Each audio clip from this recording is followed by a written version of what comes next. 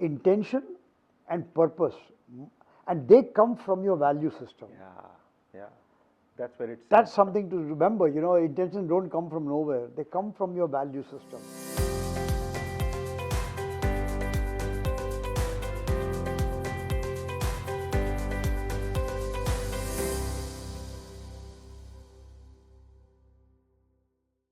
Intention, to me, is where it begins. If your intention is strong and if it's noble, you can move mountains. True. Your thoughts? I mean, that is true, Amit.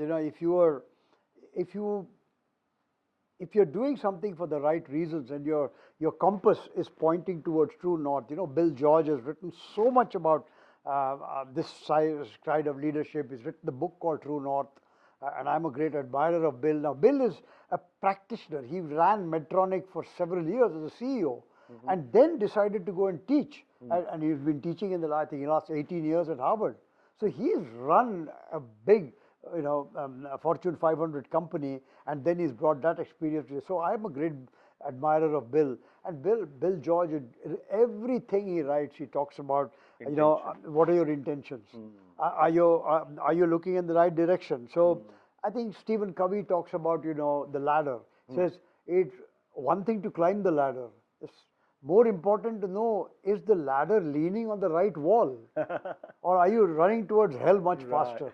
So that's Covey's thinking. So intention and purpose, and they come from your value system.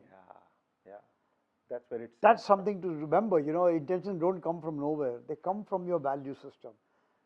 So what's your message for the leaders? So I'm saying, make sure that your values are aligned properly, your values are in the right, that you will be quite proud if somebody comes to know about your real values, and you won't hide somewhere in the closet if someone comes to know about your values, because you really are proud about your values. One thing, the one person who's leaps to my mind, the name leaps to my mind is Indra Nooyi. She ran Pepsi between 2006 and 2019.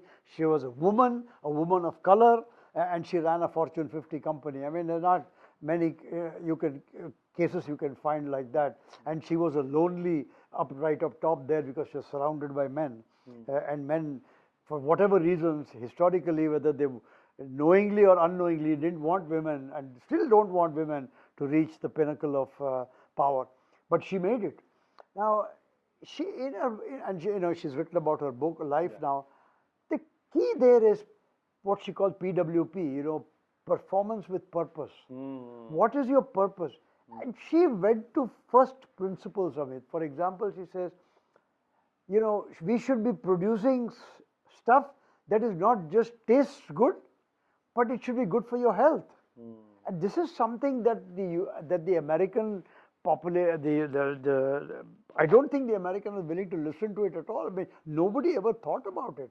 So she said less sugar. She said for each bottle of Pepsi we should use less water, because there's a huge shortage of water. And where that thought came from? She grew up in Madras, which is now Chennai.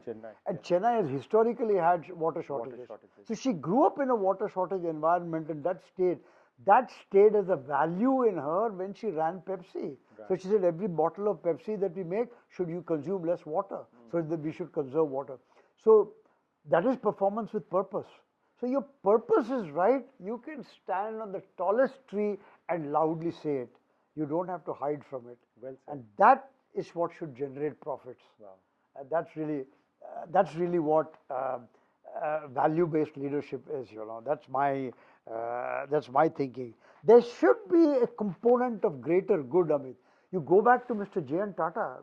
I mean, right from the time he ran Empress Mills way back to the 1800s, his belief was, he went to Nagpur. Every other cotton mill was in Bombay. He went to Nagpur because he said we should also bring up the rural population. Right. He took one of the greatest risks that you can imagine. It so happened that the greater good, he thought about it. It turned out to be turned out to be. No, not every enterprise of his turned out to be successful, but this turned out to be so successful that he spawned the house of Tatas, which is over $100 billion today. So that's the meaning of greater good. I think when we go to bed every night, Amit, we should ask ourselves, as a leader, am I contributing to some greater good?